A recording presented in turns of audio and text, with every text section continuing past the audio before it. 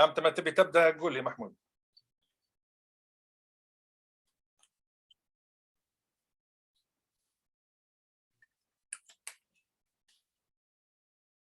We can start. تبدأ محمود إن شاء الله. توكل على الله. إن شاء الله.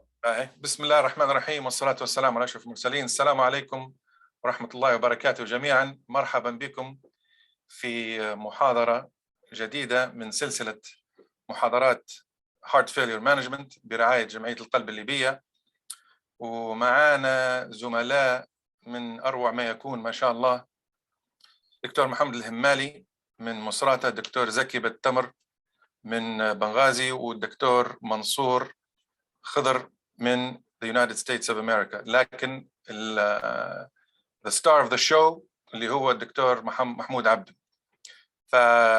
let me give him the mic and start without any delay. تفضل يا محمود. شكرا أسامة، بارك الله فيك، وشكرا للحضور جميعا والإكسبرت بانل. اليوم نتكلموا شوية عن inpatient management of heart failure. We'll go into some details about that. So without further ado, we'll start. I have no conflicts of interest or disclosures relevant to this lecture. So the learning objectives, as you can see on the screen, you know, they're trying to cover some basics in management of heart failure inside the hospital. However, we decided in the heart failure group within the Libyan Cardiac Society to change the way we present today. In a way, we're trying to make it a little bit more fun and interactive. So I'm going to try to go through some clinical vignettes that are in the form of American Board of Internal Medicine style questions. Then we will read the questions. We'll give you a few answers to pick one of those answers, and we will have a live poll from the audience in order for them to participate. So and then after that we'll go over the answers if the time allows, and then we'll have the scientific evidence of that and explanation and try to cover up these bases. So we'll start with the first question. And that's this is question number one. This is a 60-year-old woman with history of heart failure with reduced ejection fraction related to non-ischemic cardiomyopathy. She has a known left ventricular ejection fraction of 20%, was admitted to the hospital yesterday for increased shortness of breath over the last 3 weeks. Overnight, she made 1.2 liters of urine in response to diuretic therapy given in the emergency department. You see her on morning rounds and reports persistent shortness of breath when ambulating in the corridors and in the supine position, requiring 2 pillows to allow her to breathe comfortably. Vital signs were consistent with a blood pressure of 106/72. Her heart rate was 76 beats per minute. She regular. Her BMI was 34. On exam, noted that she had a JVD estimated to be elevated to the angle of mandible. She has a normal S1, S2. She has an S3 gallop. She doesn't have any murmurs. Extremities were entirely free of edema and warm to touch, and her mental status was normal. Her home medications include carvedilol, 12.5 milligrams twice a day, lisinopril, 20 milligrams daily, spironolactone, 25 milligrams daily, furosemide, 80 milligrams daily, and reports to good adherence to her medications. She received IV furosemide, 80 milligrams in the emergency department, and her labs were noted for a serum sodium of 140, potassium 3.8, BUN of 35, creatinine of 1.7, which is stable from admission with a baseline creatinine of 1.6. Her hemoglobin was 12 and a BNP of 75. Her chest X-ray shows cardiomegaly with no evidence of pulmonary edema, pleural effusions, or infiltrates. So at this time, we will have the answers in the poll. And Mansour, I may suggest that you co-host the co-host so they can be able to participate before I show the on the screen. Okay, let me co-host everyone before I add then the questions. Go ahead. And then I will add give you the permission for co-host later. Let's see.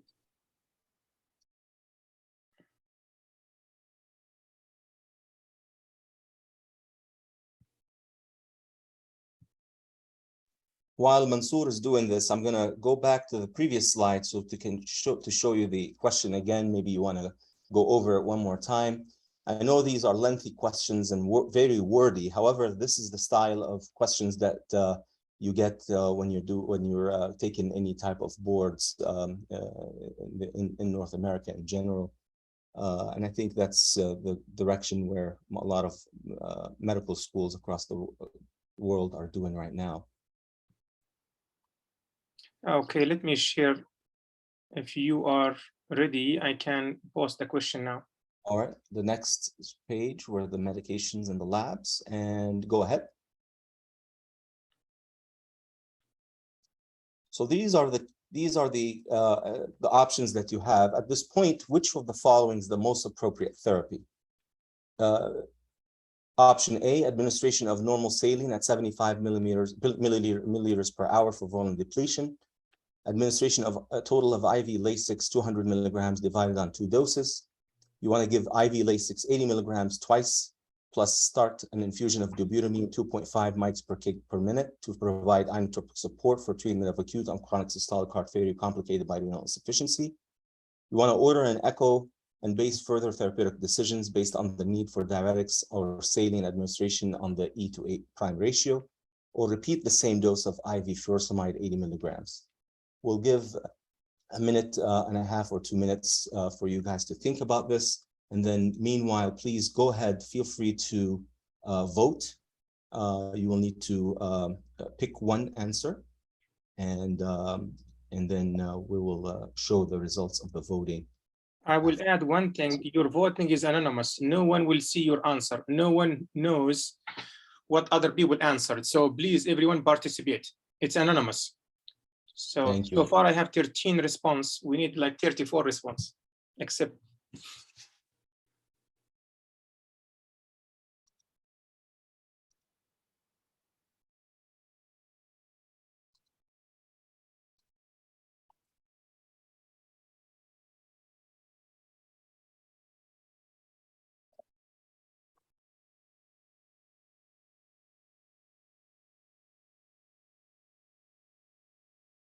And I will, we will, for the sake of time, we will defer. Please note any questions or comments you have, and we will try to take all the answers and the discussion after the end of the whole presentation. That way to go over them as many questions as possible.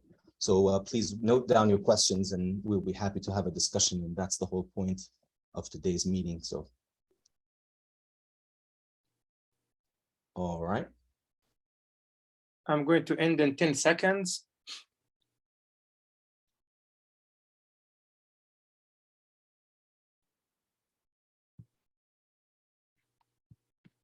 Okay, I'm going to end the voting now, and I will show you the response from everyone, or the total response. I will share it with you right now.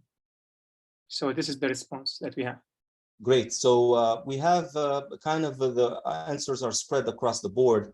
A lot of you guys wanted an echocardiogram to base your decisions, and it's a third of you wanted to repeat the same dose of diuretics, and only 13% did the other options. So let's go and take a look. The right answer was B, which is administration of total of IV Lasix 200 milligrams divided on 2 doses.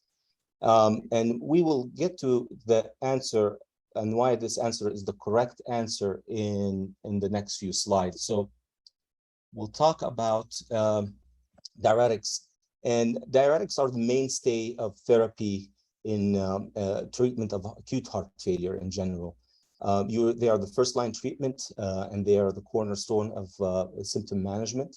You know, we discussed some of this before in our previous lectures, but just to remind everybody that diuretics in acute heart failure should be given intravenously. These patients are very congested, and because of massive gut edema due to engorged lymphatics and high hydrostatic pressure, this will cause improper and poor absorption of oral diuretics, especially furosemide, as it has a wide range of bioavailability to start with. Therefore, giving them PO will be ineffective to achieve a good diuretic response and will only lead to worsening renal function. You know, the loop diuretics that we use commonly is furosemide or Lasix, bumetanide or Bumex. Torsemide and ithacrinic acid depends on the place you practice. You may find them in IV form or not. And I added a little bit of a small table here of conversion of the equivalent doses, PO. The question of how we dose diuretics actually has been first demonstrated first time in the dose study.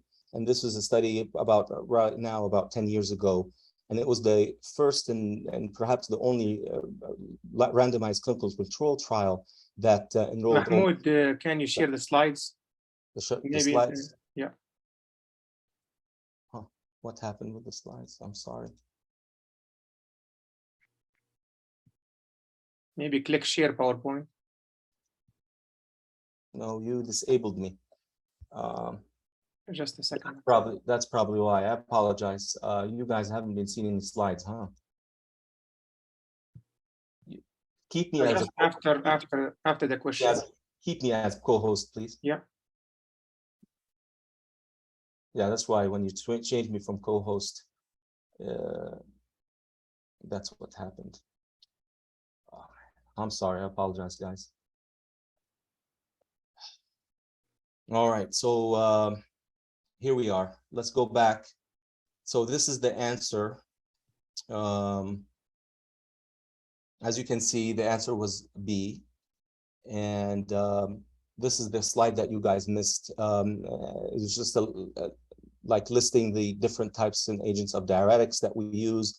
And this is a small table here that shows the conversions of equivalent doses of diuretics. I apologize for the technical difficulty here, but you didn't miss much. So the dose study was probably the first and the only randomized clinical control trial of this magnitude. It enrolled almost 300 subjects with heart failure. It was mixed of HFrEF and HFpEF, but mostly HFrEF patients. And it compared low-dose diuretics versus high-dose diuretics. And they defined what does low-dose diuretic mean. And the low-dose diuretic was the intravenous dose that was equal to the total daily dose of oral diuretics that patients were on at home. The high-dose diuretics was defined as giving 2.5 or 2.5 times the total oral dose intravenously to those patients in the acute setting. And what the results of this trial showed, although that both arms, the low dose and high dose strategies, there was no statistically significant difference in the composite endpoint of death, rehospitalizations, or emergency room visits in 60 days. However, it did show very interesting findings that formulate the basis of which diuretics in acute and chronic heart failure and appropriate doses of these agents are. Keep in mind that the dose study did not address newly diagnosed heart failure and diuretic naive patients. These were patients that were enrolled in the studies were patients with known chronic heart failure presenting in acute decompensated states with volume overload. Let's take a closer look at the results of these two arms. Patients in the high dose strategy arm had greater diuresis, more urine output, felt better more quickly, but at the expense of a slightly transient worsening of the renal function. However, if you take a look here, that it was it did meet statistical significance. However, the question was, is this worsening renal function that is transient? Is it something that we need to worry about?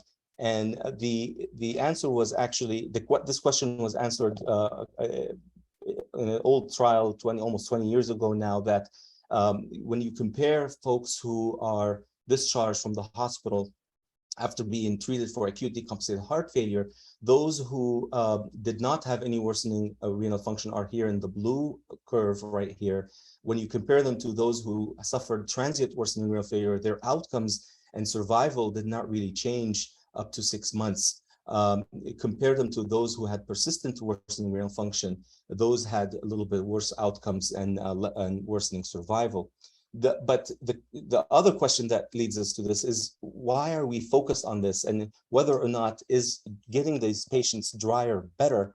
And the answer is with no doubt yes. And this is some data from Dr. Mitra when he was back at Harvard, and he answered that question. And you can see that the blue line here are those folks who were treated for acute decompensated heart failure and were discharged, and they were not congested and had normal renal function, and their function did not really change. Compare them to the green line here, those had no congestion, but with transient worsening renal function, at their survival at almost at 6 months to almost a year, or mainly very, very close.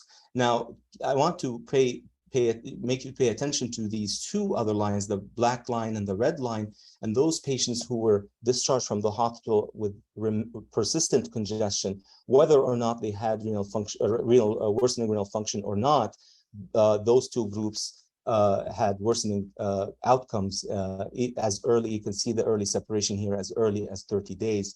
So the notion that I want to preserve the kidney function at the expense of not decongesting these patients actually carries worsening outcomes as early as 30 days. Is too much diuretics really needed? And we face this question all the time as heart failure specialists when we practice in the hospital and we get questioned by our general cardiology colleagues, our internal medicine colleagues, our ICU colleagues, and they accuse us of using high doses of diuretics unnecessarily, and that's not completely true, because physiologically it makes sense. And this is a very beautiful graph that shows the ceiling effect, because in patients with heart failure and because of hemodynamic changes that lead to alteration of the nephron function causing a relative diuretic resistance, higher dose of diuretics here are needed to achieve the same diuretic effect in normal subjects when you compare both the heart failure group and the normal subjects people. And even with higher doses of diuretics, the maximum responses to diuretics remain diminished despite your best efforts. So that's kind of in a nutshell the answer to the first question. And we'll go on to the next question, and that's question number 2. On that same patient that I gave you after giving the 2 doses of IV furosemide, 100 milligrams given 8 hours apart, over the next 24 hours, the patient had a recorded urine output of 4.5 liters. The following day on morning rounds, she tells you that she was able to sleep on one pillow, is feeling slightly better, but she is still having dyspnea when she moves around the room. Her physical exam was consistent with an interval disappearance or resolution of the S3 gallop. Her JVD still was elevated to the angle of mandible. She continues to have warm extremities. Her vital signs are stable from the day before. The labs were notable for serum sodium of 136, potassium of 3.6, magnesium of 1.8, BUN of 31, and a creatinine of 1.5. I just want to remind you the labs from the day before were a sodium of 140, potassium of 3.8, BUN of 35, and a creatinine of 1.7. We will open up the poll. I'm going to share them right now. And remember, the answer is anonymous. No one knows what did you answer. So we need more participation. And here is the question. Mahmoud, would like to read them? So yes. Yeah. So the options you have: what will you do next? Start the patient on a furosemide continuous infusion at the rate of 10 milligrams per hour. B, hold diuretics with intention to transition to home dose of oral furosemide 80 milligrams tomorrow, as the patient urinated too much. Add metolazone 10 milligrams to augment diuretic effect. Repeat the same dose of IV furosemide, total of 200 milligrams, divided doses with meticulous repletion of potassium and magnesium. Perform a right heart catheterization to assess hemodynamics and determine filling pressures. We'll give you 90 seconds to answer and put in your votes, and then we'll go over the answer and take it from there.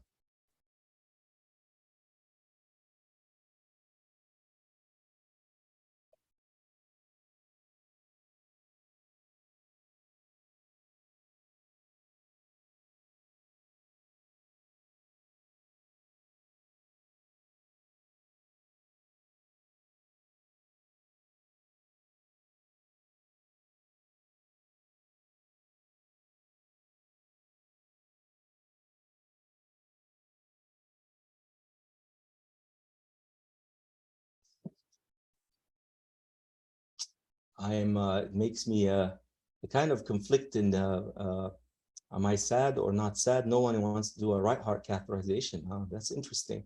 Nobody wants to go for an invasive hemodynamics,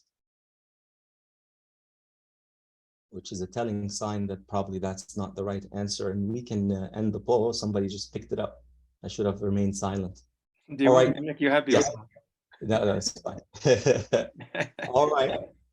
We have great participation up to 80%. Keep it up, team. Yeah, let us have more than 80%, 90%, more people to vote.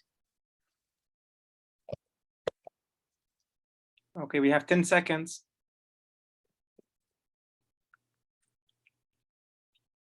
I'm going to end right now and give you the, we have 82% participation, but here is the answer.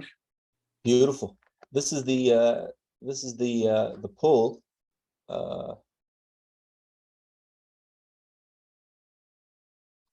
right. So this is these are the answers that you guys provided. More than half of the audience chose to repeat the same dose of IV Lasix, 200 milligrams divided into 2.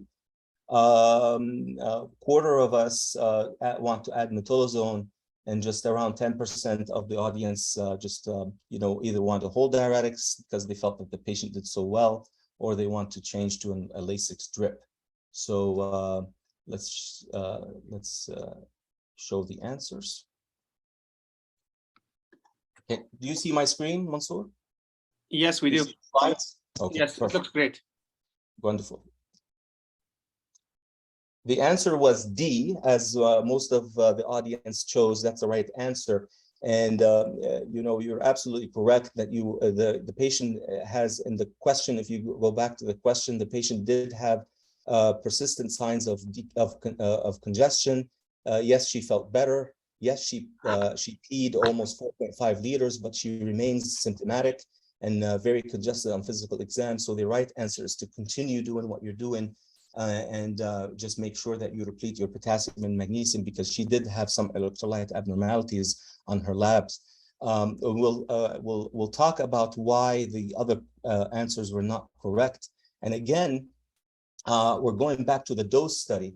The dose study addressed yet another very important issue, and that is the effect of bolus diuretics versus continuous infusion, which is drips, in a very beautiful study design. It was a 4x4 study design, and it was really well done, and it answered that question. And let's take a look at the results for comparison. And this is, I'm just going to show you the results of both arms, the bolus versus continuous infusion, and then the low dose versus high dose that we just showed in the last few slides. And there was no statistically significant difference in the composite endpoints in 60 days between the bolus versus drips. And this is the breakdown of it. And as you can see, that both groups, both the bolus diuretics versus the continuous infusion diuretics, both had exactly the similar outcomes. There was no difference in length of stay. There was no difference in diuretic effect. There was no difference even in worsening renal function between the two groups. Therefore, the right answer for the question was to continue giving the boluses in divided doses. And we'll talk a little bit more about why the other answers were not correct. But before doing that, I would like for you guys to refer to this very nice table. It's a summary of, it's very nicely put together pearls of how and tips of how to diurese patients with acute and chronic heart failure. It talks about the initial dose of these hospitalized patients, how to adjust the dose, how do you respond to increased serum creatinine and worsening renal failure, acute kidney injury after you give the first doses of diuretics, how to deal with diuretic resistance, and finally, how to address these chronic loop diuretics upon the patient being discharged. And I'll leave it up for a few seconds for your reference, but and of course, everybody will have a copy of this later on. But this is another algorithm that summarized the previous slide. And in this paper, it outlined 2 strategies to optimally dose diuretics in acute and chronic heart failure.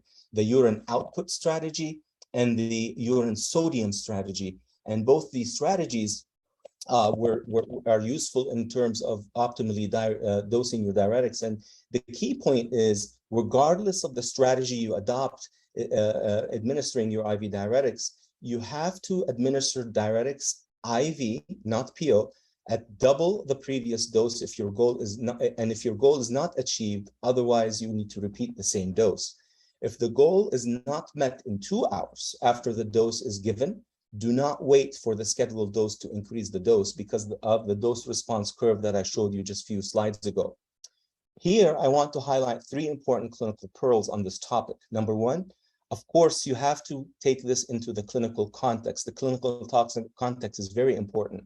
But in general, increase in serum creatinine up to 0.5 milligrams per deciliter during diuretic treatment is common and does not always necessitate stopping or decreasing the loop diuretic dose, especially if the congestion is still persistent. Number 2 point, if you're dealing with diuretic resistance, a combination of nephron blockade by adding a thiazide-like diuretic or a thiazide diuretic prior to giving your loop diuretic most likely is metolazone. Other agents are like chlorthalidone and hydrochlorothiazide to loop diuretic agents often result in robust diuresis. But there's a substantial risk of electrolyte abnormalities with this approach that may lead to bad outcomes, including fatal arrhythmias. To answer the question we had, why was the answer of adding metolazone incorrect? Because the patient already had a good response and it appears to be responding to the loop diuretics that you've been giving, plus that her kidney function is improving after diuretics, plus the patient already had electrolyte abnormalities. So giving metolazone unnecessarily may lead to further worsening of your electrolytes. That takes us to the third and very important pearl, is electrolyte surveillance and repletion. Potassium and magnesium, your levels should be always above 4, and potassium always above 4, magnesium always above 2. Potassium repletion is better repleted PO orally, potassium in the form of potassium chloride. For every 10 milliequivalents of potassium chloride you give, it results in an increase in serum potassium by 0.1.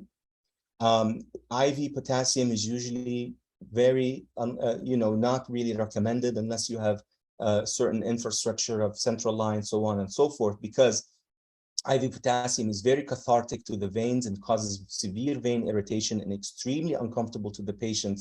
In addition to that, if it's given too fast, may result in cardiac arrest.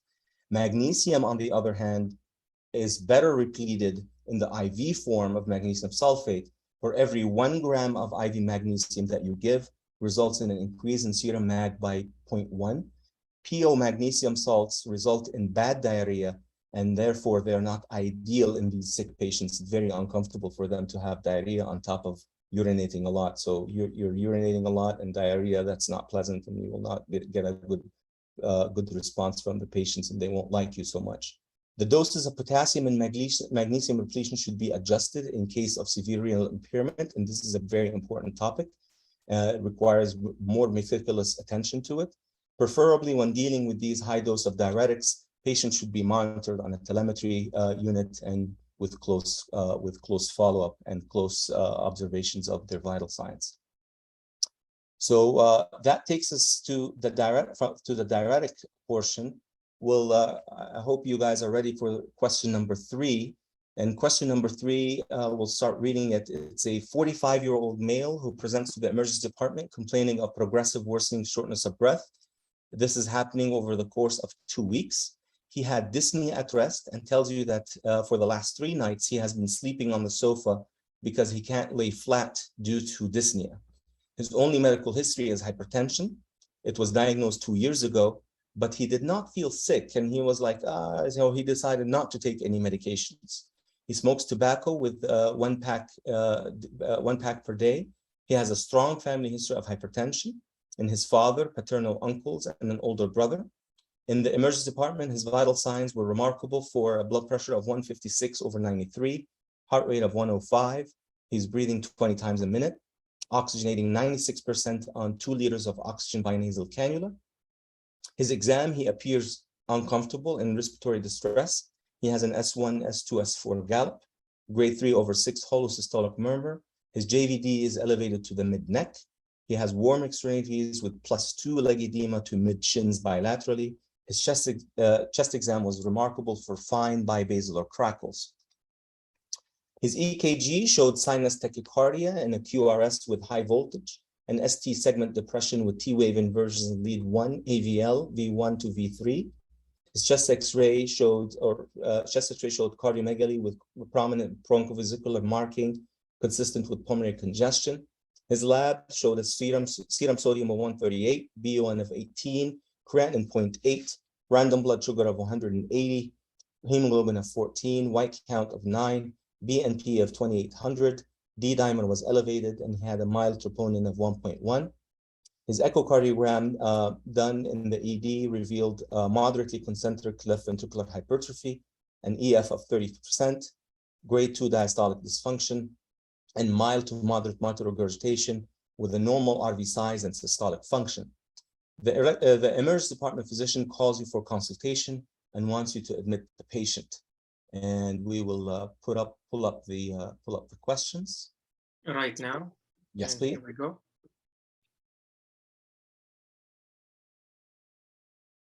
All right. The questions, Mahmoud. So the questions. So the question is, what is the next step in your management? Option 1: admit the patient, give enalapril 5 milligrams, IV furosemide 40 milligrams in the emergency department. Option 2: admit the patient, give enalapril 5 milligrams, bisoprolol 5 milligrams, IV furosemide 40 milligrams in the emergency department. Ask option 3: ask the ED physician to obtain a CT angiogram PE protocol, start heparin, and admit to the ICU. D: admit the patient, start IV heparin, give high dose aspirin of 325 milligrams, and arrange for an urgent coronary angiogram. Option 5: ask the emergency department to give him 1 dose of enalapril and discharge home with close follow-up in the cardiac clinic. We'll give you 90 seconds for you guys to vote, and after that, we will reveal the right answer.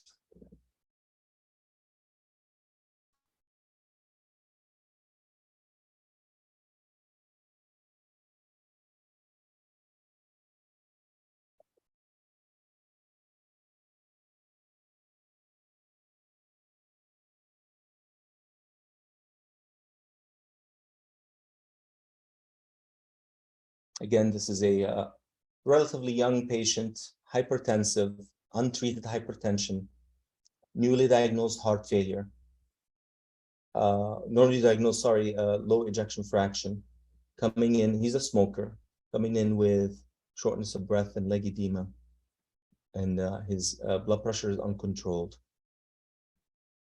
And you're asked to admit the patient, but they want something from you to do. We have 24 people participating, so a little bit more. Let's.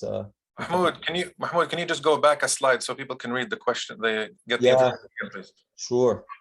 The thing is that if I, the people who are on the phone, they will lose the polling if I do so. So that's the main reason. We tried it, we tested it. So sorry, Osama. Somebody was asking for it, but I guess so. Yeah. For the future, we will not be able to do it then. Yeah, you can't have both the questions. Now, if you're on a computer, you may be able to, but on the phone, it's hard.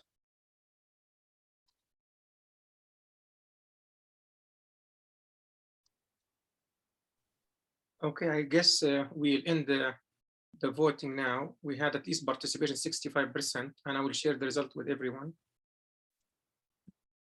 Sounds good. This is the shared results. So almost 40% of the audience felt that the patient should be admitted, wants to give 1 tablet of enalapril and give IV Lasix in the ED. Quarter of the audience wants to give beta blockers on top of enalapril and furosemide. And the other quarter wants to admit the patient, start heparin, give aspirin, and arrange for a heart cath. So let's go through the answer.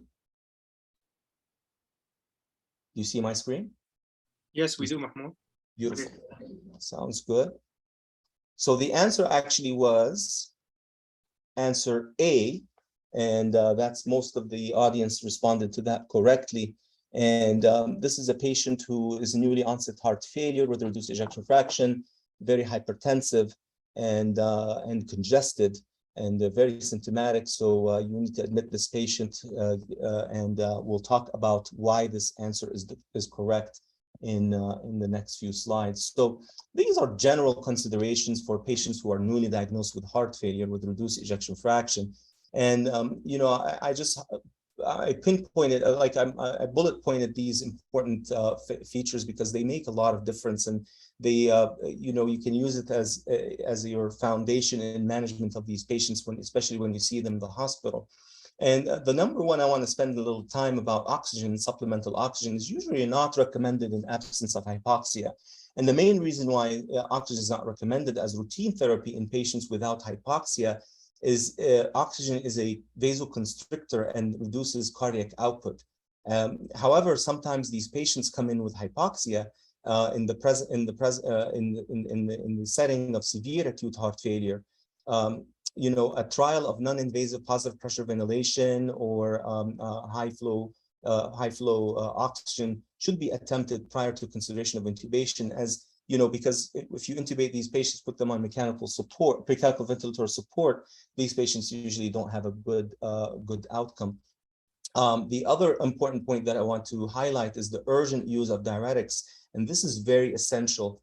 And the earlier the diuretics are used, the earlier you decongest these patients, the better the outcome and the shorter their hospital stay is. Vasodilator therapy is often required when evidence of elevated filling pressures and LV afterload is present. We'll talk about that in great details in the next few slides. This is a great opportunity to identify risk factors and associated diagnoses. In our case that I highlighted, the patient had a lot of high risk factor features, including he was a smoker. So this is an opportunity for us to counsel. He is also probably has a random blood sugar of 180, so probably he has some diabetes. So probably getting a hemoglobin A1C is not a bad idea. He has untreated hypertension that appears to be running in his family. So he has a lot of, so these are important things and important risk factors to identify, very, very important going forward. And then of course, you know, this is, it goes without saying that routine care with frequent vital sign assessment, urine output monitoring, IV access, continuous cardiac monitoring is really, really important in these sick patients. We'll spend some time talking about vasodilators, and the vasodilators that we use are in front of you on the screen, and these are the options that you have. Vasodilation and reducing afterload is perhaps one of the most important aspects in treating patients with acute heart failure. Increase in afterload hemodynamically is due to increased systemic vascular resistance and is exhibited by narrow pulse pressure and a high diastolic blood pressure. So reducing afterload using vasodilatory agents improve renal perfusion by reducing your splanchnic vasoconstriction, promoting more renal and other organ perfusion, and allows for improved stroke volume and thus cardiac output, resulting in better diuresis and better preload optimization. Now, let's take you back to physiology, back in medical school. And this is the very infamous Frank-Starling curve in figure A. The Frank-Starling curve is the relationship between your preload, the filling pressures, and the volume, and also we can substitute that as the volume status, and the stroke volume on the y-axis, and this is your cardiac contractility or your cardiac output. And as you can see, in blue, this is the normal Frank-Starling curve. In cases of heart failure, this curve is shifted downwards and to the right as contractility decreases, afterload increases. If you pay attention to figure B, here is the relationship between afterload or your systemic vascular resistance and your stroke volume or your cardiac output. And you can see that in heart failure, this curve or relationship curve is shifted downwards and to the left, as contractility decreases, afterload increases exponentially. Let's take a closer look.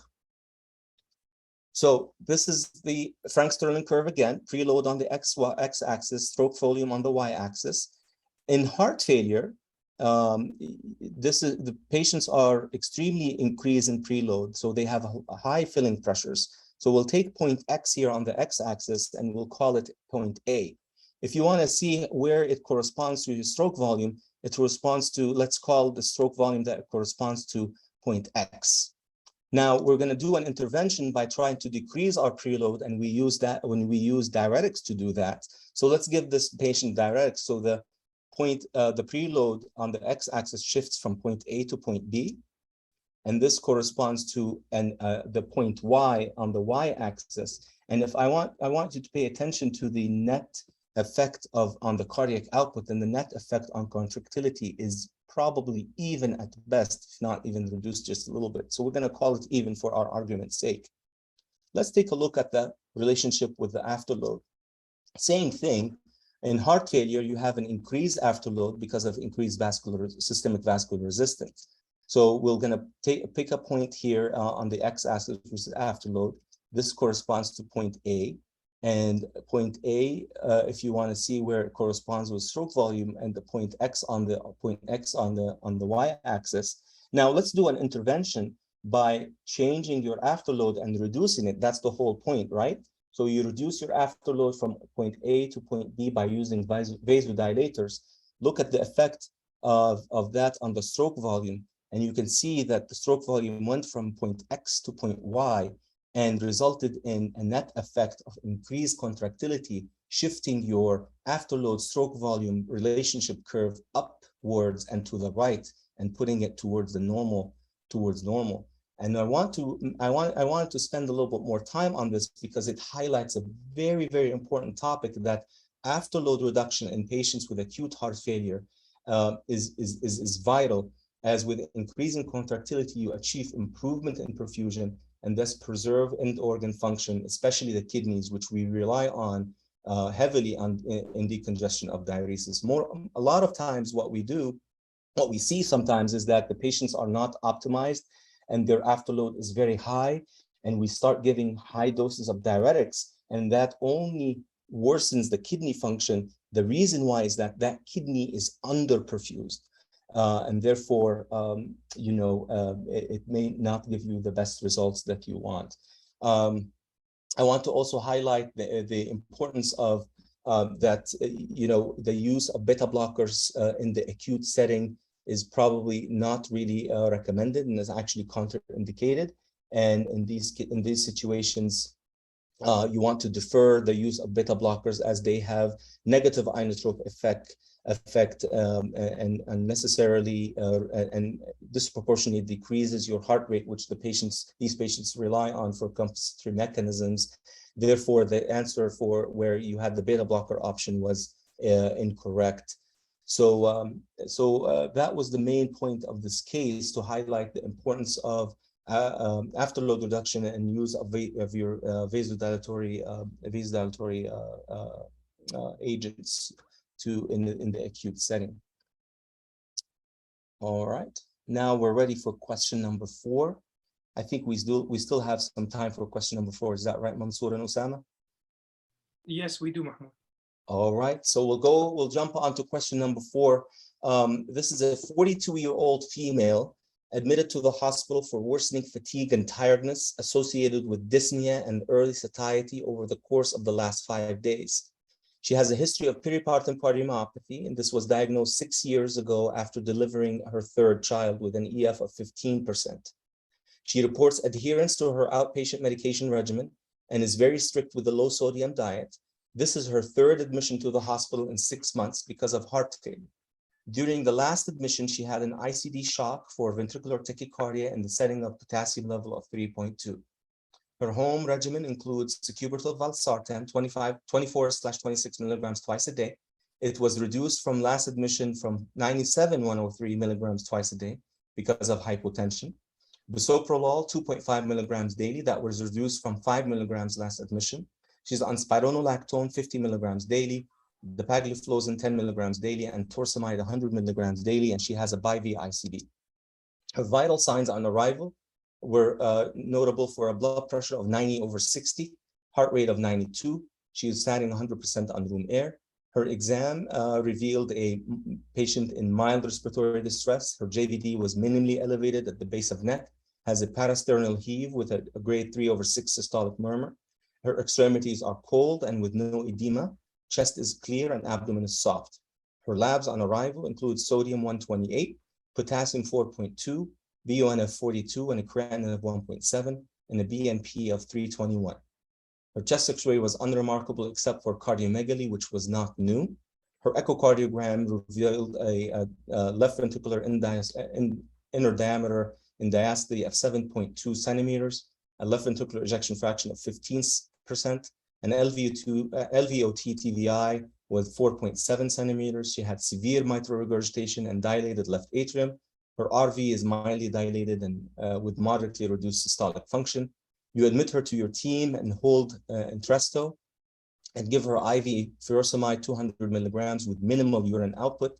Next day, her creatinine is 2.2, sodium is 126, and potassium was 4.7.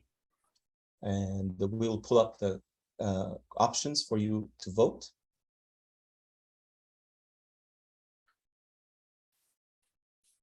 And so the question is, what is the best, or what is the next step in management of this patient? Answer 1, continue high-dose diuretics and transition to IV furosemide continuous infusion. Option 2, consult nephrology to initiate hemodialysis. Question 3, admit to the ICU, start IV norepinephrine for blood pressure support.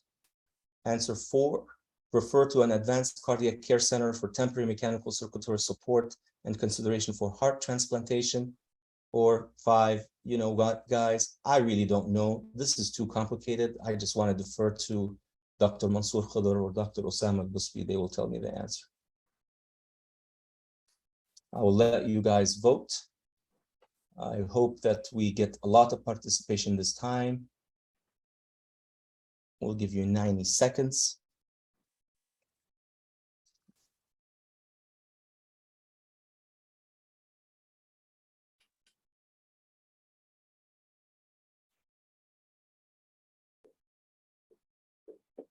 Let's recap the question. This is a relatively young mother of 3, very compliant, very adherent with her medications, very unfortunate, nothing she did wrong. She had a pericardium cardiomyopathy, very sick. This is her 3rd admission to the hospital. And she's already had an ICD shock. She's very symptomatic, and she's not responding well with worsening renal function. And the question is what to do next for this patient.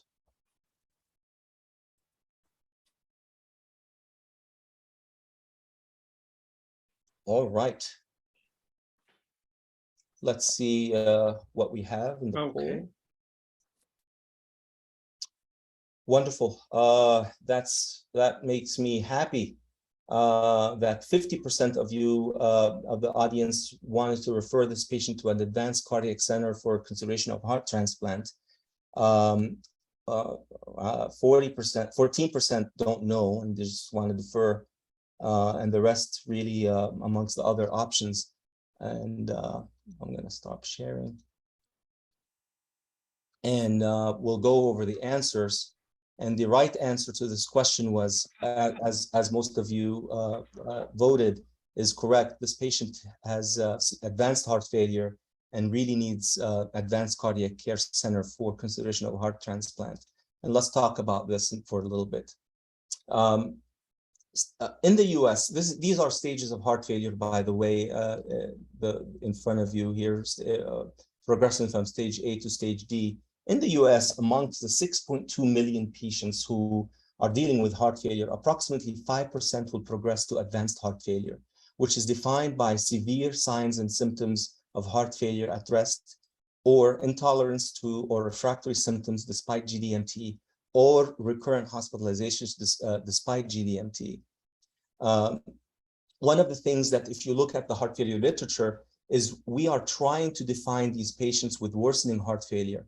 We know that oftentimes these patients were initially diagnosed, put on GDMT, the residual risk goes down for a period of time, and for whatever reason, they develop progression of heart failure.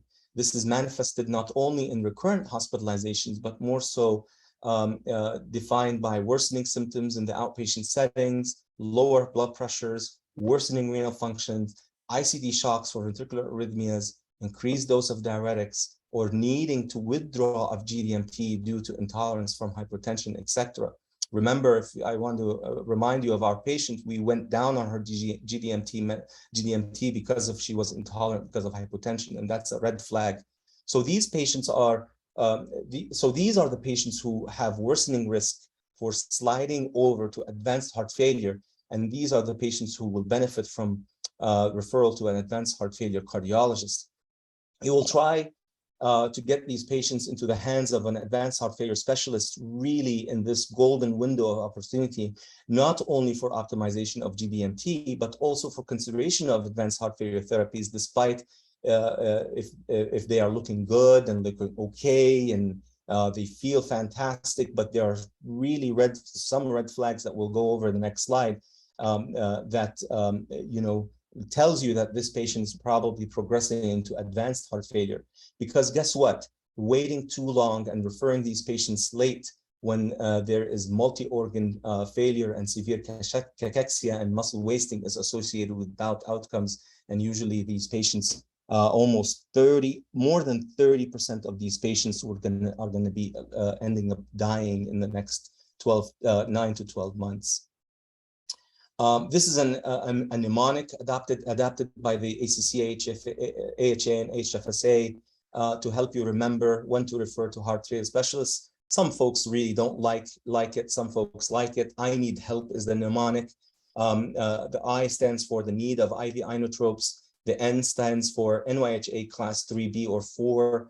The first E is end organ dysfunction, which is defined by a serum sodium less than 136, BUN more than 40, and hematocrit less than 35. The other E is for ejection fraction less than 35%. D is for defibrillation from ICD or shocks. H, which is very important, hospitalization more than one in the prior 12 months. E is for edema despite escalating diuretics. L is for hypotension or low blood pressure. P is for prognostic medication, meaning that need for withdrawal of medications or down titrating of GDMT because of intolerance.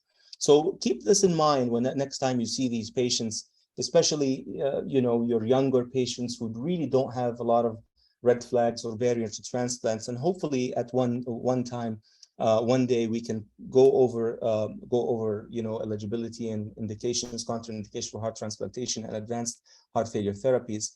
But you know, I will leave you with this, that the success of advanced heart failure therapy, both heart transplantation and durable LVADs, really rely on and depend on early referrals. A lot of times it's too late for these patients and they're only eligible for palliative care. And sometimes this is the only option we have, which is symptom management and palliation.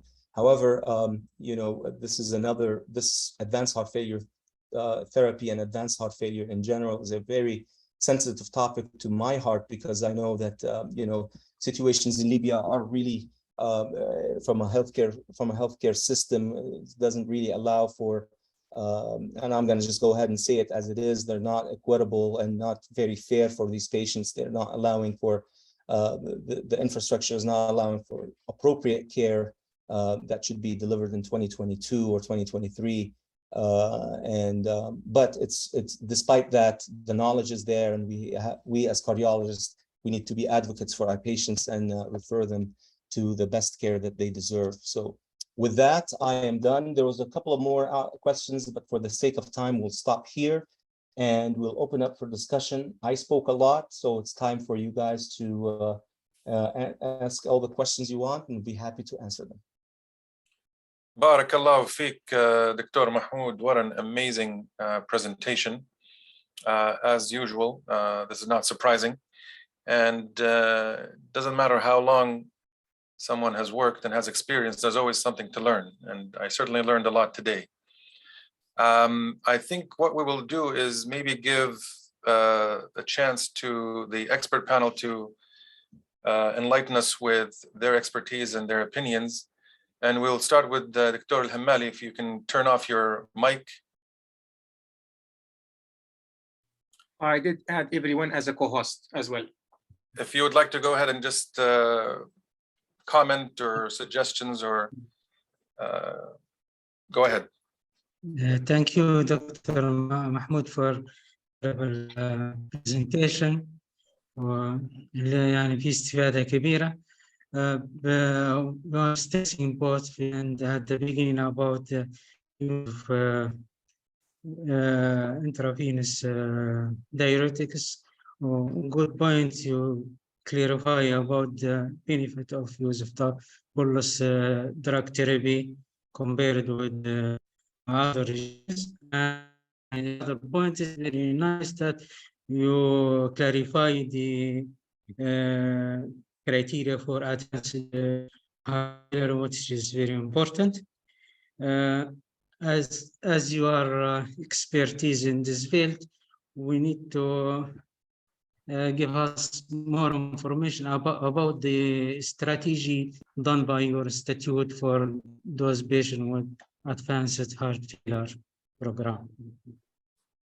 If I understood you, sorry, Dr. Muhammad, you know, you were very, very choppy. I wasn't hearing you clearly, but if I understood, your question was, what are the strategies that we do in our institution for advanced heart failure therapy, so patients who reach stage D heart failure? Is that right? Yes, that's yes. right. That's you know, we here at Emory University, you know, we are one of the oldest programs in heart transplantation across the country. And, you know, these patients usually are very, very sick, and they require a lot of attention. So for patients who are reaching advanced heart failure, we always offer them, if they're eligible to, these advanced heart failure therapy options. So if they're, you know, preferably, of course, there's criteria for eligibility for heart transplant, you know, and if they meet that criteria, they will be offered that heart transplant or that option. However, if those patients are too sick to wait, or they're not eligible for heart transplantation, and they meet criteria for eligibility for durable mechanical circulatory support like left ventricular assist devices, HeartMate 3, so on, those usually are offered as well. So, you know, this is a whole different topic in itself, and I would be, you know, it's a topic that is dear to my heart, and I'll be happy to talk to, you know, to this audience and others who are interested about this. But usually that's the main strategy. Now, what we struggle here in the United States, and I think this is a struggle across the world, is that if you remember the slide that I showed you about the referrals, usually as advanced heart failure and transplant cardiologists, we usually get these referrals very, very late, when the patients are already in multi-organ failure, they already have muscle cachexia or muscle wasting and malnourished, and they are not eligible for surgical options. They're not surgical candidates anymore. And therefore, unfortunately, we lost that golden window of opportunity when you want to refer these patients early. So the minute you see patients of heart failure sliding into advanced heart failure, and this is where it's important, is that how do you define advanced heart failure? And that's where that mnemonic of "I need help" may help you. That's where you want to refer them. That's when you want to refer them early to an advanced care center, cardiac center. I hope that answers your question. Yeah. Barakallah fiqh, Dr. Al-Himmali. That was an excellent question. Mahmoud, that's a very great point, and that is when to ask for help. We see it all over the world, that there are some physicians who think they know everything. And obviously that's not good for the patient. And it's always good to ask your colleagues for opinion, for their assistance, for the benefit of the patient. It doesn't make you any less of a doctor. In fact, it makes you a better physician. دكتور زكي تفضل, if you'd like to add anything, any comments, any suggestions. Thank you, Dr. Mahmoud, for this nice presentation. I want to ask about the use of beta blockers in acute phase of heart failure. When we start beta blocker after stabilization of the patient, which time exactly, and if the patient was in beta blocker and developed acute exacerbation or decompensation, should stop it because we're facing a lot stopping and restarting again, or should we continue? And Zaki, that's a beautiful question. And actually, for some reason, I had a slide on this and it got missed. So I apologize for that. So yes, so beta blockers, you do not want to initiate beta blockers in the acute setting. So let's say if this is a new onset heart failure, and like the question that we had, use of beta blockers in that setting is actually contraindicated because the patient is naive to beta blockers. Beta blockers have a negative inotrope effect. They will reduce your cardiac output and you will slip into cardiogenic shock. So to answer the first part of your question, when to use beta blockers after the acute phase, here's the deal. After you decongest them and you get them to as much as euvolemic as you can, you start with the smallest dose of beta blockers possible. So you have 3 data approved or evidence-based beta blockers that you can use for heart failure: carvedilol, bisoprolol, and metoprolol succinate, the long-acting metoprolol. So you want to use the lowest dose possible, and that's where you discharge those patients on. You discharge them at the lowest dose of beta blockers. That's it. Then in the follow-up, upon follow-up, that's when you titrate up your beta blockers if they have room. So the concept of having high-dose beta blockers in the acute setting actually may result in bad outcomes. And we see that all the time, even here in the United States. You see a patient coming in like the patient in the question, and they're slapped on 12.5 milligrams of carvedilol. The next day they're on 25 milligrams of it. Then the patient slumped over, they're cold, and they're cardiogenic shock. The other part of your question is, if the patient was on beta blockers at home and they come in the hospital in acute decompensated state, now the practice is you want to continue that beta blocker with the same dose. Do not cut it in half, do not stop it. As long as the patient is not in cardiogenic shock and there's no evidence of end organ malperfusion. So beta blockers doses should not be reduced nor withheld unless the patient is in shock or low cardiac output state. So yeah, go ahead. Thank you. بارك الله فيك دكتور زكي. دكتور منصور تفضل. Superb presentation, Mahmoud. You know what? I always enjoy listening to you. We know each other like long time now, since medical school days. It's hard really to add any comments after Mahmoud talk, so it's difficult. But I will mention to answer one of the questions in the chat box. In general, the starting dose of someone Lasix naive, meaning newly diagnosed heart failure, or they have not been on diuretics before, 40 milligram IV twice daily or 80 milligram IV twice daily. Either approach should be all right. If you need to go to be more aggressive, 80 IV twice daily or 40 IV twice daily. And we give it twice a day, because if you give once daily medicine, like for Lasix, the kidney later in the day, the effective Lasix, we start with Lasix like number 6, so it lasts 6 hours, half-life around 2 hours. So after 6 hours, you wouldn't have the effective Lasix and you start retaining a fluid. So if you wait for next day, it will be too long. The second concept, double the dose. If 40 does not work, you go to 80 milligram IV because of the ceiling effect that Mahmoud mentioned, and because of the steep dose response. Sometimes you have to reach that target before you start seeing an effect, and you should watch an effect within 2 or 3 hours. Don't wait like another 12 hours or come next day to see the effect of the Lasix. Is it working or not? The third part in the question, of someone in 40 PO twice daily at home, 40 milligram by mouth twice daily, you give double the dose IV. For example, 40, give them 80 IV twice daily or 2.5. In general, 2 to 2.5, 80 milligram IV twice daily. That's the only part I'm going to add in diuretics. It's a long topic, but again, Mahmoud, superb presentation. Shukran. Thank you very much, Mansoor. So yes, so I saw a question in the chat about what do I mean by 2.5 of the dose. So let me give you an example. If the patient is on PO Lasix at home and he comes to the hospital in acute decompensated phase, 2.5 of that dose, convert that to IV. So 80 milligrams is the total dose. He's taking at home 40 milligrams BID at home. So the total dose is 80, right? So 2.5 of that dose, 80 في 2.5. 80 في 2.5 معناها 200. So once you get the 200, the 200 milligrams of Lasix is what you want to give in the next day.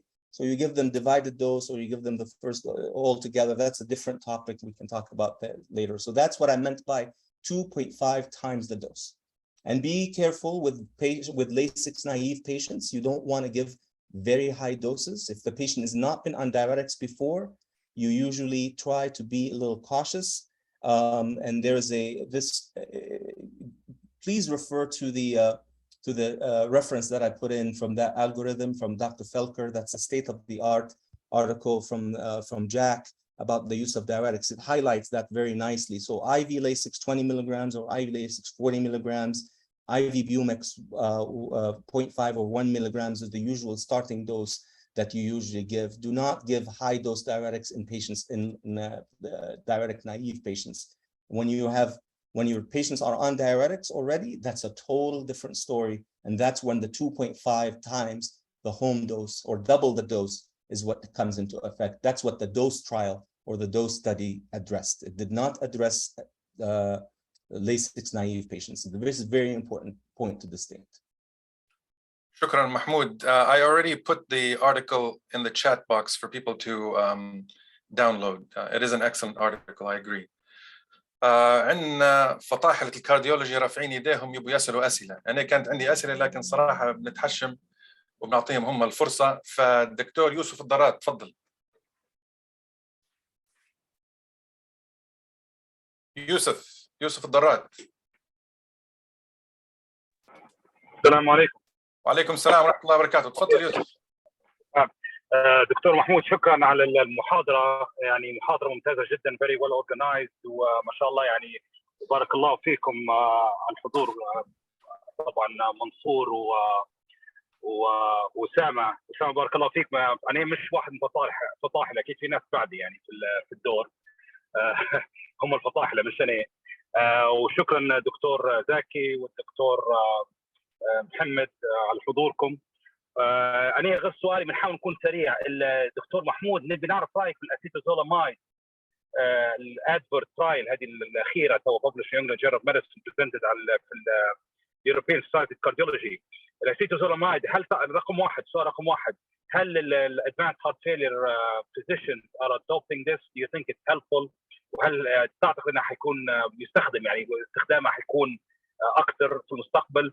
و do you think it's better than diuretics يعني in augmenting the effective loop recorders loop diuretics ولا it's not that different يعني؟ بس حبيت نعرف your thoughts على الاسيتازولامايد.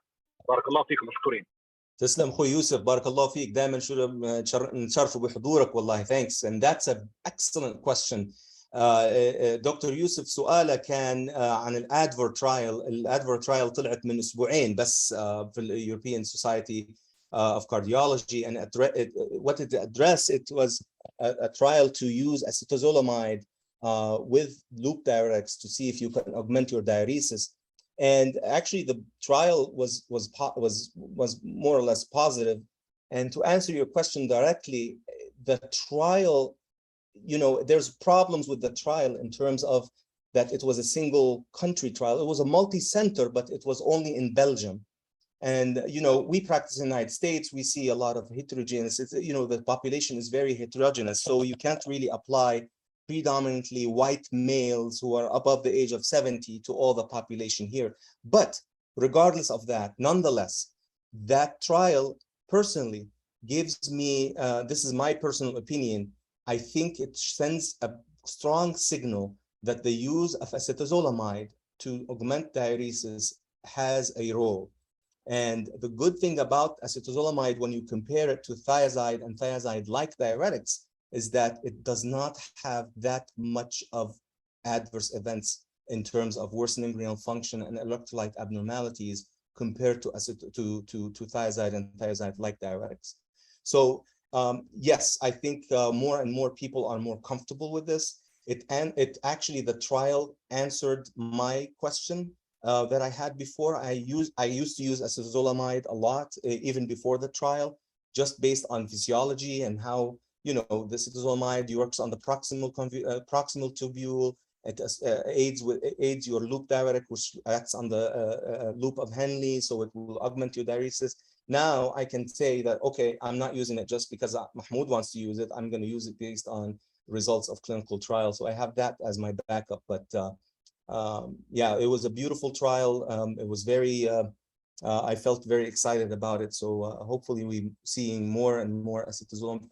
Plus another very important point about acetazolamide is cheap. It's an old medicine. It's very cheap. It costs, a pill costs like, you know, nothing. So good, safe, cheap, and effective. So it can't get better than that. Barakallahu feek, Mahmoud. It's always good to have an extra piece of ammunition in your arsenal to use in case you need to, especially with heart failure. Next, Dr. Abdul Ghani, تفضل. الو السلام عليكم. وعليكم السلام ورحمة الله وبركاته. تفضل. طيب إن شاء الله. باكم كلكم بخير إن شاء الله. دكتور محمود ما شاء الله, well done, excellent talk, as one of the best, honestly. Just a quick comment, and then I have a question to you, Mahmoud, about the use of beta blockers. In our center, we use beta blockers early on, definitely not when the acute stage, but as soon as the acute stage is under control, we use very small dose. We give a little time for the echo result to be available, and the acute decompensation is under control. We use very small dose. I prefer beta blockers, especially bisoprolol and metoprolol. I don't prefer carvedilol. That's a personal opinion, because it's beta non-selective and might cause more low blood pressure. I think few people do not remember that this difference between metoprolol and bisoprolol are beta selective, whereas carvedilol is non-selective. For that reason, if you want to start, maybe that's a good idea to start with non-selective, small dose, very small dose, and then titrate up as tolerated. The other comment, Dr. Mahmoud, is the triggers for heart failure. So if you have a patient who comes with, after eating a bag of chips or after eating something salty, I don't increase the dose of their Lasix. In fact, or some of them actually, they miss their doses for some time. I just keep the same dose, IV dose, for a few days, and then you send them back home. They do very well. So we have to always remember to check for the triggers. Is it because of salty diet? Is it because of the missing diuretics, because of non-steroidal use? Obviously, look for other reasons like ischemia and other causes of acute decompensation, which I think you have covered most of that very nicely. The question to you, Mahmoud, is about if you have a patient who has severe heart failure, you have renal failure, hypotension. We see this very commonly. It's very difficult to treat those patients. If you can just summarize, if you give us an idea, please, about what to do and how to get them out of the hospital safely. Good question. Thanks, Abdul Ghani. Barakallah feek. Yeah, so those are one of the toughest patients you'll ever encounter as a cardiologist. The take-home message I would want to say to people is that when you face patients like this, when they have advanced heart failure and multi-organ failure, you really want to kind of get out of the diagnosis of acute heart failure anymore. Now you're dealing more with cardiogenic shock, or you're progressing very, very, very fast and rapidly to cardiogenic shock. And that takes us to the management of cardiogenic shock, which also is another dear topic to my heart, because it's something that I have personal interest in academically as well. So those patients are the patients that you really want to identify their cardiac output. You want to identify their filling pressures. Do they qualify for initiation of inotrope therapy? What type of inotropes you want to use? Do you want to use milrinone? Do you want to use dobutamine? Because of the international dobutamine shortages, they qualify for dopamine, so on and so forth. Are these patients, what is the end game? What is the end strategy? Are they eligible for advanced heart failure therapies? Are they eligible for a durable LVAD or heart transplantation? Do they need temporary mechanical support? Do they need a balloon pump? Do they need an impella? Do they need to be placed on ECMO? All these questions actually need to be answered in a way, in a very collaborative, multidisciplinary way. And that's why you have folks who are, or cardiologists like myself, who specializes in this. You have people who are interventionalists, you have cardiothoracic surgeons, and this is where the whole shock team comes together and try to identify what's the best treatment for this patient. So I don't have a specific, like a blanket answer for you, Abdul Ghani, but this is kind of in a general topic. That's how you want to start thinking about these patients. Take them out of heart failure. They're not heart failure anymore. You're talking about shock now, cardiogenic shock. And that's where you want to really, really think about and take it from there. Thank you. Well answered. Thank you. شكرا محمود. دكتور عادل, please go ahead and ask your question. عادل. السلام عليكم. السلام عليكم محمود. عادل بنقول لك ان الدكتور فتحي ادريس بعدك, فما نبوش نخلوه يستنى هلبة يعني. باهي مش حنعطل ولا يهمك. بارك الله فيك محمود. Was a very good lecture. I think we all learned from this. Myself, I only got one answer right. Anyways, the question I think for me, probably I put it in the context of cardiac surgery. We struggle more with right side heart failure than the LV side failure.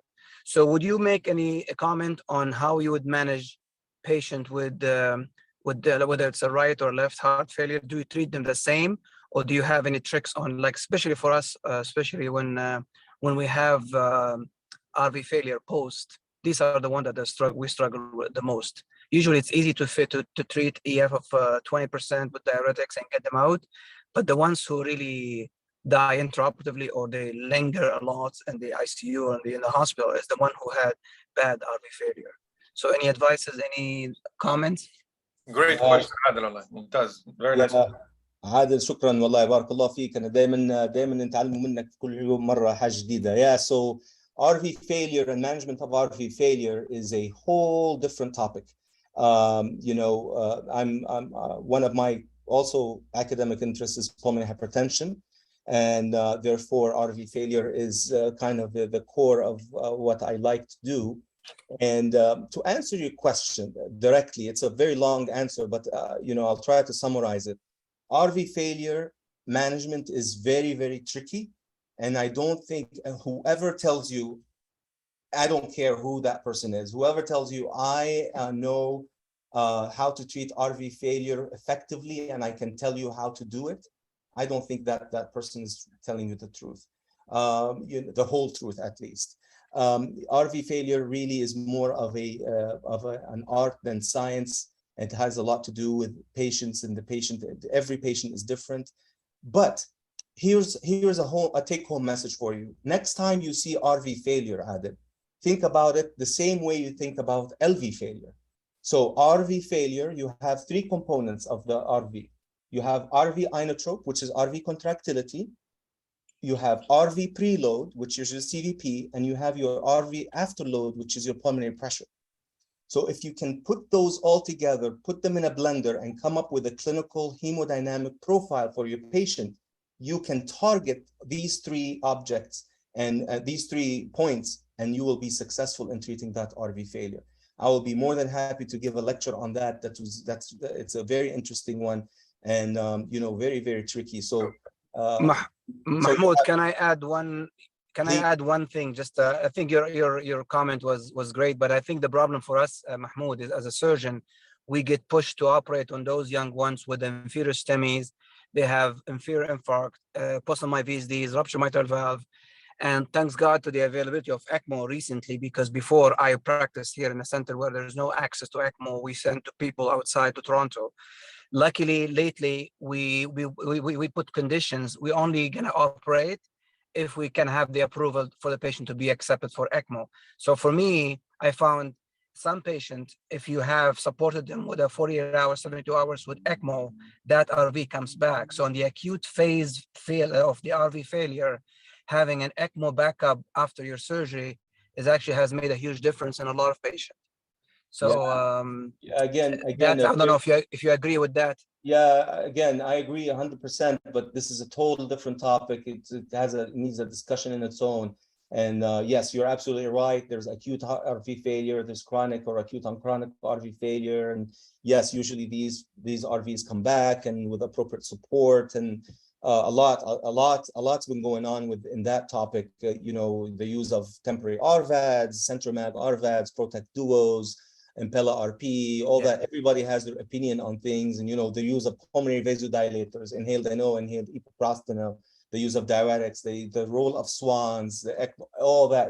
It's fantastic. It's fascinating. So I'll be calling you, Mahmoud, on a like one-to-one when I stuck with those cases. Please do. Thanks Mahmoud. Thanks. تسلم. بارك الله فيك عادل، وشكرا محمود على الإجابة. أستاذنا الدكتور فتحي إدريس، تفضل. السلام عليكم ورحمة الله. تسمع فيها الصوت واضح؟ تفضل، نسمع فيك ممتاز. شكرا، بارك الله فيكم أولا، وجزاكم الله كل خير. محمود، محاضرة رائعة بالطبع زي ما تقدم جميع الزملاء، والشكر برضو لمنصور وأيمن والدكتور أسامة وباقي الشباب، جزاكم الله كل خير. أنا نحاول يقول لك يوسف وأيمن أن نستنى في المحاضرة هذه لي أسبوع، عرفت كيف؟ بفارغ الصبر، لأن heart failure is an advancing topic quickly, and for somebody who not specialized in this and haven't been up to the literature for a long time, I find myself very deficient. حقيقة تعلمنا كثير اليوم، هذه المحاضرة رائعة، بس بك تحمل معي لأن عندي about 4 or 5 questions، وتقدر اللي تجاوب بتخليه for another time، ممكن on one-to-one basis كان معك بالتلفون نتعلم منك. So first I have a comment. Can تمشي للslides the dose trial. First I want to look at the evidence we looked at together today. So it's more a comment, editorial comment, more anything else. If you can share your screen, Mahmoud, and go to not this one, the earlier slides. So those trial, it looks like it's based on 300 patients only, and I'm a bit surprised for such a common disease, a common clinical problem with lots of ramification, and it's based on only a study of 300 patients. So this is a caveat. Like I try to kind of play the devil's advocate here to see, this is this any better evidence than this? Are they looking at more studies to either verify this or support it? Worldwide, we have like millions of patients or hundreds of thousands of patients with heart failure. So the second thing is, if you go to the other slide, the one affect the kidney function. Next one. دكتور فتحي تبي نجاوب توا ولا which one? So which one? No. If you this is actually this is the drip versus bolus. You want the high dose versus low dose? No. This will go back one slide back. The one that shows worsening kidney function. This one, the old one. Yeah, no, this one. No, there's another one. There was the longer term, 360 days. Yes, perfect. Yeah. So again, I mean, the problem, the usual challenges with the nephrology colleagues, right? As soon as they start seeing the creatinine creeping up a little bit, they start freaking and they're asking, we need to cut back, etc. So that's usually, at least in the context of the hospitals you and I practice daily, that we have that challenge. And here is interesting because you clearly shown that worsening kidney failure with no congestion is not as bad compared to the others. But if you look at the green curve and the black curve, eventually they will merge at 360 days. So I'm not sure if the worsening kidney, but if you look at the red and the blue, they're completely separated. The top one, the red, where there's no congestion, no worsening kidney function. These are, yes, the blue, I mean, the top one, I think, right? Yeah, that's the best, right? That's this survival, right? Yeah. So the blue is the best. If you have no heart, if your congestion improve and kidney function maintain, you do the best longer term. If you have worsening kidney function, no improvement, that the worse. But if there is any worsening kidney function or if the congestion does not resolve, at the end of the day, I'm not sure if the early gain we get in 90 days is maintained at 360 days. You see what I'm saying? So I don't know what's your comment about, this. I can comment because this is an important topic. Very, very important. By the way, I want to draw your attention that this is 20 years old, huh? And let me just comment real quick on the dose trial. Sure. Short answer to your question is this is the best evidence we have so far over 4 decades of managing heart failure. Felker and the group from Duke I don't know how they pulled this trial to be done, the dose trial. I spoke with Dr. Felker myself in one of the ISHLT meetings about this same question. I said, how did you pull this off? And he said, it was like tooth pulling to do this trial. It's extremely difficult. One of the worst and hardest trials to design is diuretic trials. So just that's the comment on that. So yes, the dose trial is the best evidence you will get, and I don't think there will be any more diuretics randomized clinical trials. Now, there's a lot of observation studies, a lot of post hoc analysis, a lot of all that, but for a randomized clinical control trial, the dose is the best evidence you'll get. Now let's talk about this important graph. Look, just forget about all the other colors and look at the blue color only. The blue color is this is heart failure patients, no worsening renal failure, and no congestion. At 360 days, look at the survival. Look at the survival. You lost almost 30% of your patients. This is the nature of heart failure. Heart failure patients are going to die. That's the nature of heart failure, whether or not we like it or not. One hospitalization brings down your mortality to 30, brings down your survival to 30% down. So you want to add on top of that renal failure. Of course, you can see that with time, those patients who have renal failure will suffer as well. But let me show you the patients who did not have worsening renal function. So this is where I argue with the kidney docs. Yes, you want to preserve the kidneys and let the patient be congested. Look at 360 days. Look at that. It's almost, you're from 70% survival to almost 50% survival. So yeah, so whether or not the kidney is sacrificed or not, the bad outcomes are going to happen because of heart failure. Heart failure is a progressive disease, and that's where you want to involve your heart failure specialist early.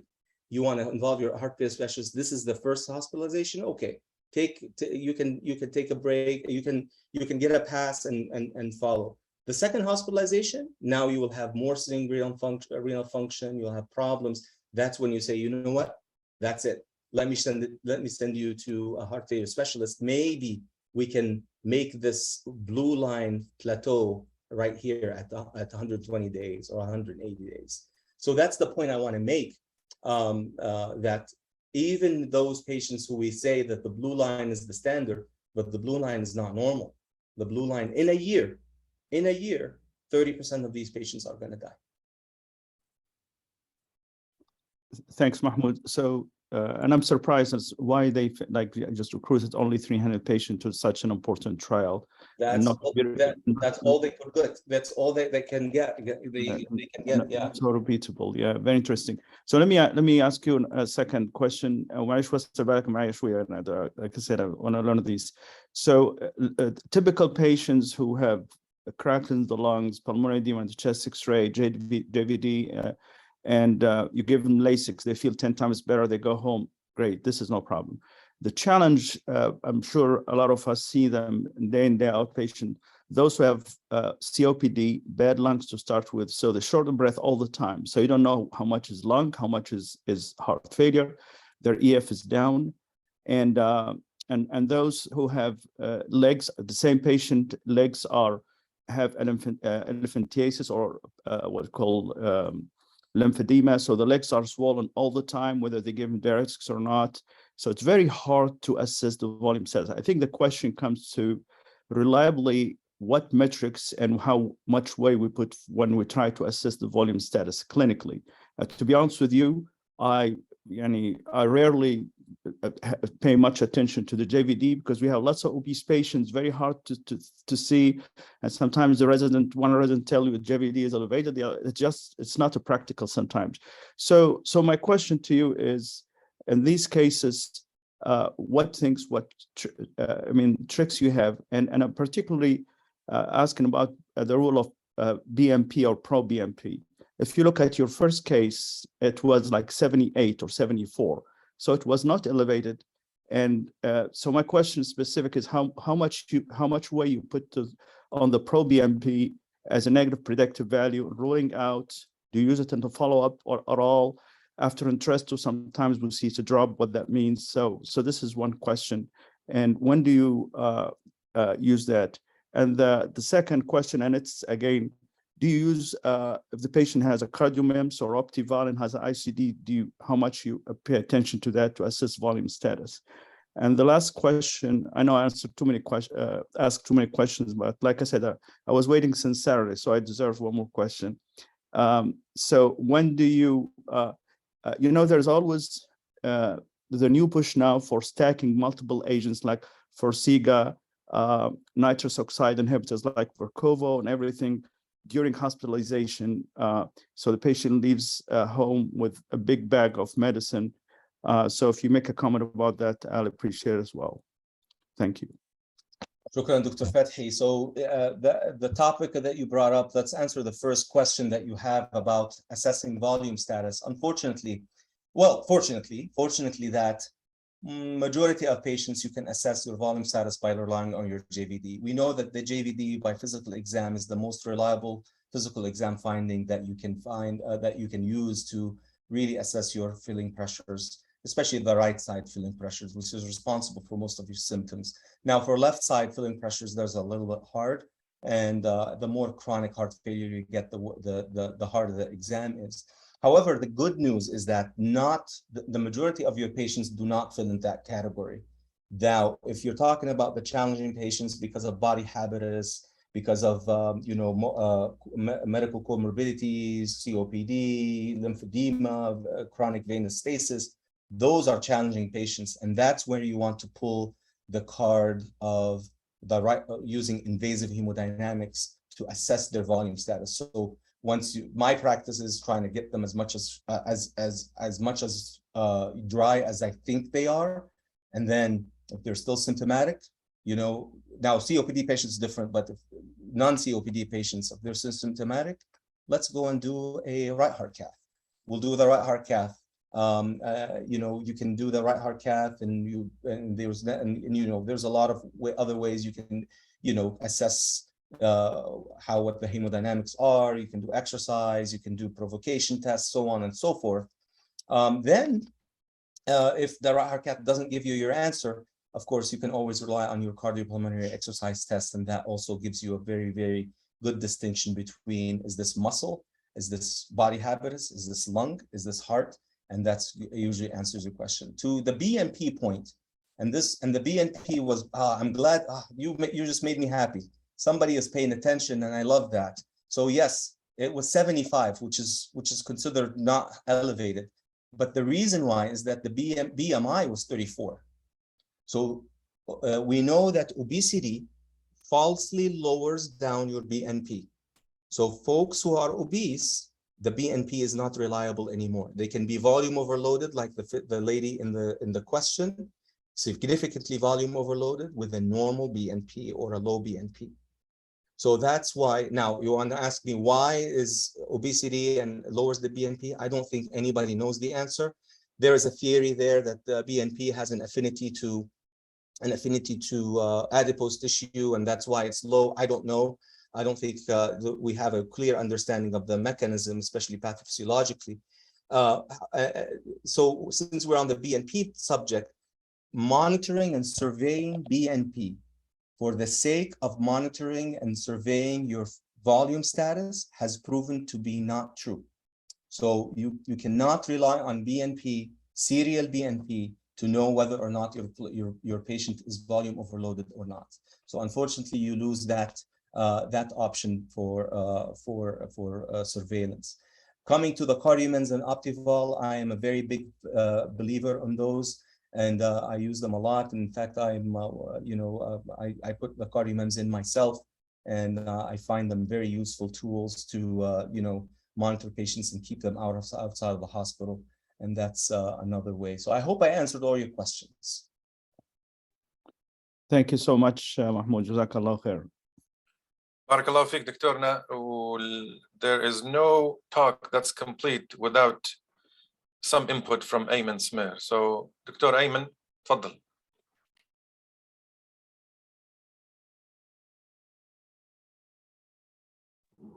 السلام عليكم وشكرا أسامة. ما شاء الله عليك محمود، ما شاء الله excellent presentation صراحة input from everyone و great question من الاكسبرت بانل دكتور زكي دكتور محمد كل المجموعة. طبعا I think الكوليجز ومحمود كي cover the main point. أنا عندي question لكن couple of comment على السريع يعني one of them دكتور البيتا بلوكر على الكارفيدولول على دكتور عبد الغني. The data very strong على use of carvedilol في ال patient HFrEF heart failure reduced ejection fraction. The clinical caveat and I reserve it for patient who comes with uncontrolled hypertension. يعني patient present with heart failure, reduced ejection fraction, low EF. We want to put them on the guidelines medical therapy. I think the carvedilol has a strong evidence based. That would be good in that regards. Then one of the reasons patient goes into heart failure decompensation, a trigger is uncontrolled hypertension. هو ده شوية overlooked يعني sometimes get missed البوينت هذه. بالنسبة للستارتنج بيتا بلوكر I think محمود أنت علقت عليها very nicely في الأكيوت ستيج في الفلويد overloaded. In my practice, I'm not sure about yours and the other colleague, and عادة before discharge, any patient admitted with a new diagnosed heart failure was not on beta blocker before, once they're ready to go home, يعني the day before or the day when once they're euvolemic, we start, like you said, low, small dose and go slow. Low, start low and go slow. The follow-up every 2 weeks, we try to up-titrate. وزي ما قلت انت, if they're already in beta blocker, continue. You know, they pass that initial period with that drop in the EF because of the negative ion drop. The comment will end up with the question. I think there is diuretic phobia from physician and some cardiologists to use diuretic in patient with heart failure because they want to save the kidney. And one thing I tell all my trainees, no one dies from Lasix. No one end up with dialysis from Lasix. And please don't give 20 milligram IV Lasix. So be aggressive with that. Diuresis, like what you said, Mahmoud, about the dose trial and even the guidelines, they recommend to double the home dose of the diuretics, or at least give the equivalent home dose if you have a reason for it. For example, patient blood pressure is borderline low. You're not that confident with your diagnosis, but always try at least double.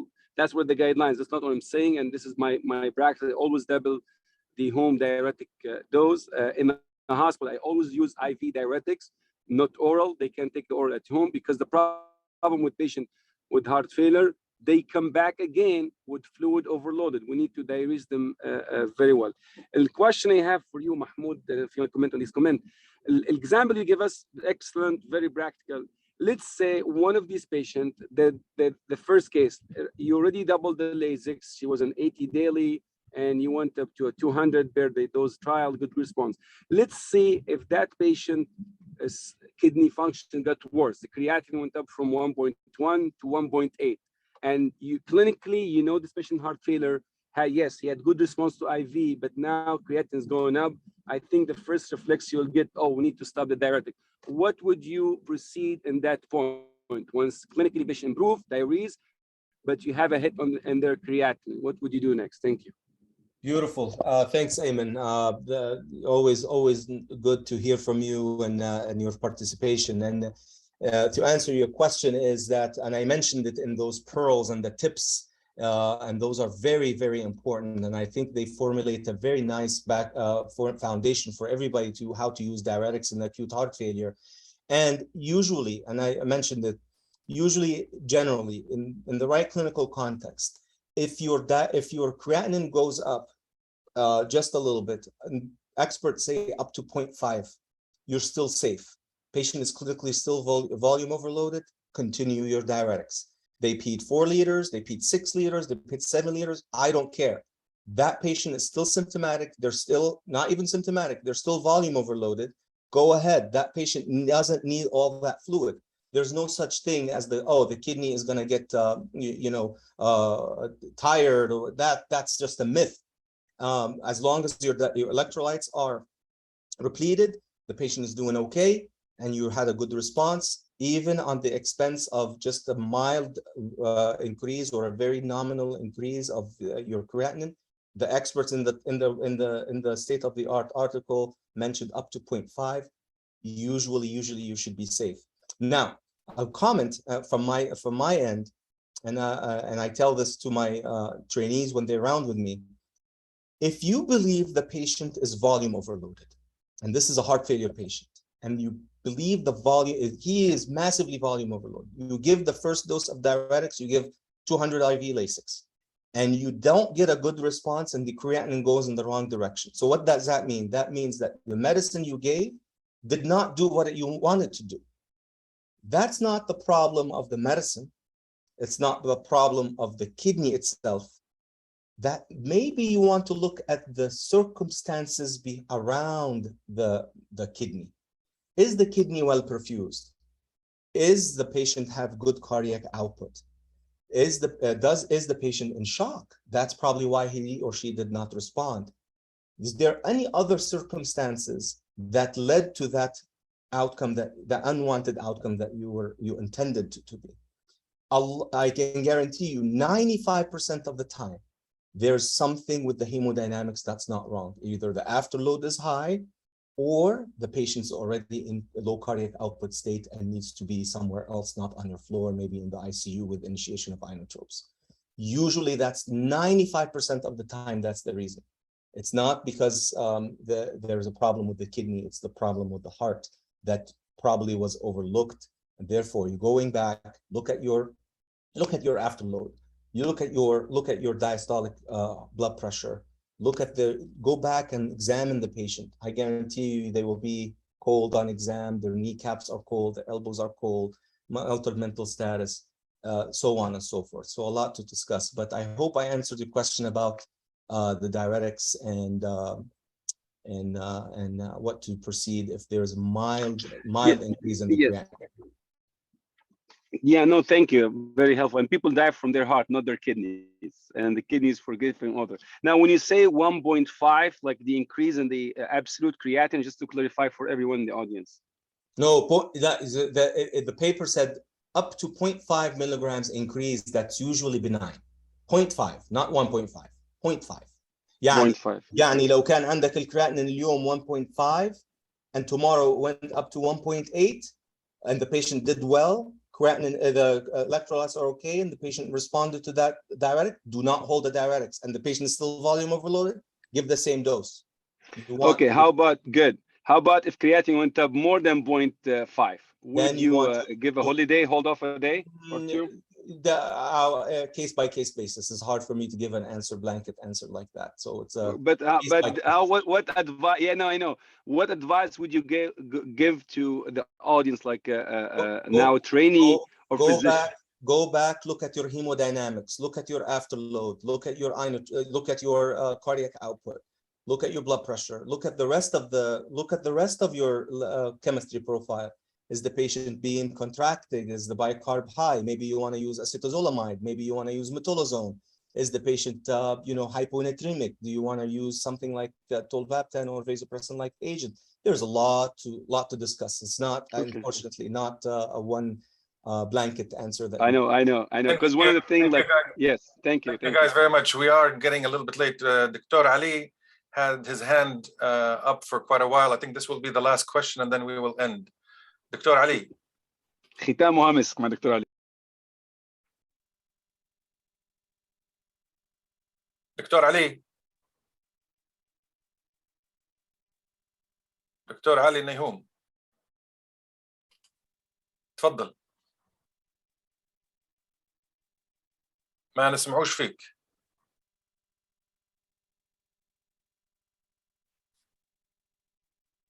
في حد يسمع في الدكتور علي ولا غير أنا؟ لا ما فيش صوت يا لا ما لا ما فيش صوت.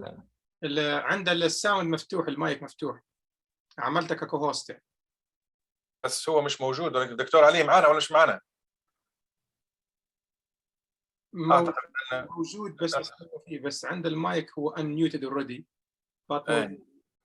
كذا يا أسامة، خذ لي بعد دكتور مسعود حتى هو على الأقل من الدكتور علي يعدل مشكلة الصوت اللي عنده مرات عنده.